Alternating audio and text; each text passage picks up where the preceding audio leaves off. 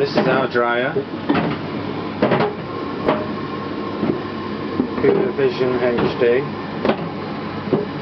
Filter's going at the moment, but even when we empty that, see there,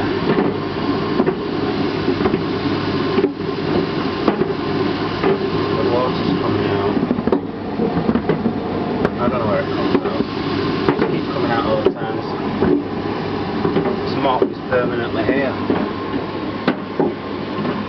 So if anyone's got any ideas of how to stop the water coming out of one of these, then I'd like to know. We've had the condenser replaced. Hoover gave us a new one without question. Well, that didn't make any difference. The thing still leaks from somewhere. I don't quite understand it.